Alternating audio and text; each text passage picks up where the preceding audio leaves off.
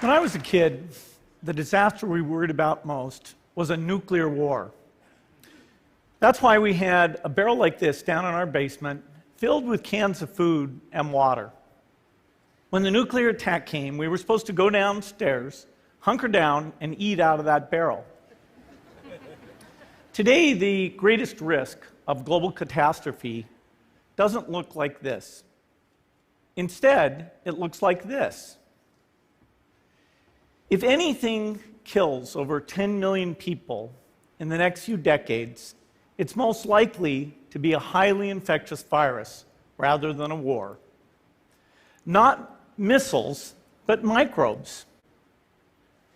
The failure to prepare could allow the next epidemic to be dramatically more devastating than Ebola. Let's look at the progression of Ebola over this year. About 10,000 people died, and nearly all were in the 3 West African countries. There's 3 reasons why it didn't spread more. The first is there was a lot of heroic work by the health workers.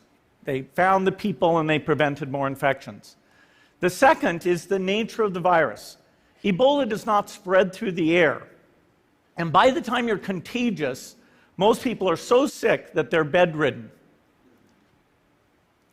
Third, it didn't get into many urban areas, and that was just luck.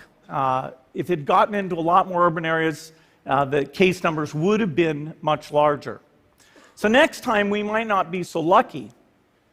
You can have a virus where people feel well enough while they're infectious that they get on a plane or they go to a market. The source of the virus could be a natural epidemic like Ebola, or it could be bioterrorism. And so there are things that would literally make things 1,000 times worse. In fact, let's look at a model of a virus spread through the air like the Spanish flu back in 1918. So here's what would happen. It would spread throughout the world very, very quickly. And you can see there's over 30 million people die from that epidemic. So this is a serious problem. We should be concerned. But in fact, we can build a really good response system. We have the benefits of all the science and technology that we talk about here. We've got cell phones to get information from the public and get information out to them. We have satellite maps where we can see where people are and where they're moving. We have advances in biology that should dramatically change the turnaround time to look at a pathogen and be able to make drugs and vaccines that fit for that pathogen. So we can have tools, but those tools need to be put into an overall global health system, and we need preparedness. The best lessons, I think, on how to get prepared are, again, what we do for war. For soldiers, we have full-time waiting to go. We have reserves that can scale us up to large numbers. NATO has a mobile unit that can deploy very rapidly. NATO does a lot of war games to check, are people well-trained? Do they understand about fuel and logistics and the same radio frequencies? So they are absolutely ready to go.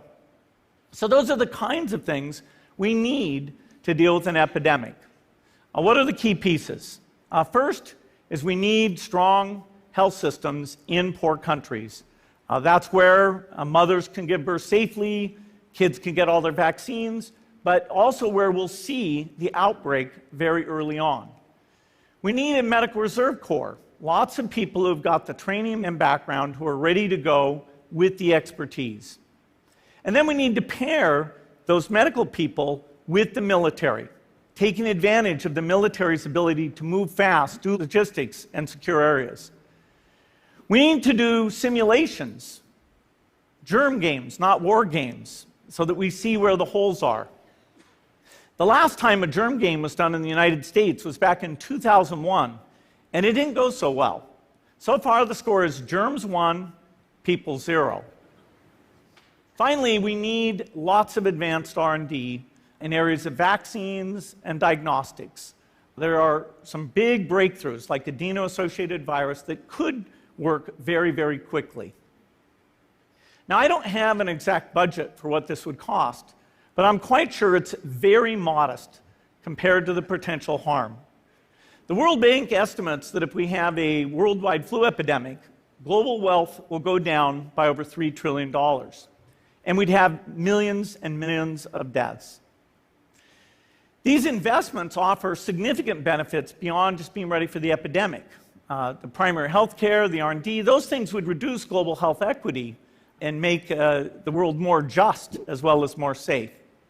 So I think this should absolutely be a priority. There's no need to panic. We don't have to hoard cans of spaghetti or go down into the basement. But we need to get going because time is not on our side. In fact, if there's one positive thing that can come out of the Ebola epidemic, it's that it can serve as an early warning, a wake-up call to get ready. If we start now, we can be ready for the next epidemic. Thank you.